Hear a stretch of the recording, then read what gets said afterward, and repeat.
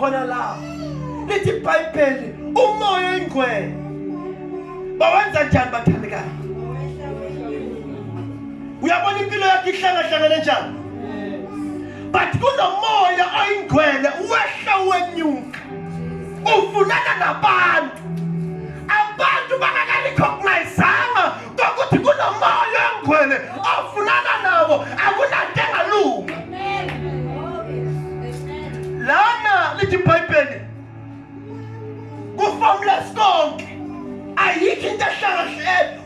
ebase ahlangani lutho but kunomoya uthi uJesu ngelinye ilanga anginishiyi nodwa ngizonishiya nomoya oyingcwele umduduzi ngamanye amagama salona empilweni zethu abantu bahlangahlangene kangaka kulesi sikhathi but kunomoya kaNkulunkulu ohamba and into ebuhlungu ngomoya kaNkulunkulu awumanifike umoya oyingcwele uzwisele kuwe awuchuli ngephutha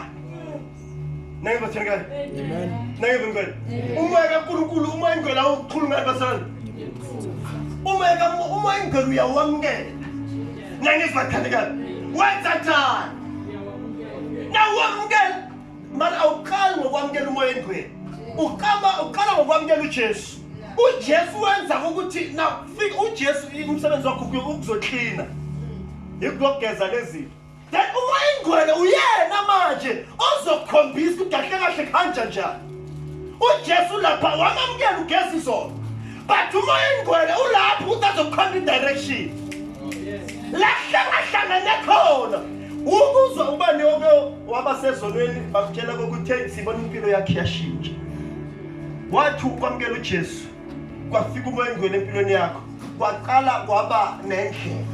kwaqala kwaba nokukhanya lezi zinto lezo zenziwa yini bazalwane zenziwa yini bathanda nami impilo yakhe ayikho into ebuhlungu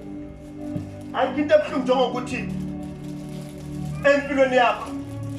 uyakhala mara kune solution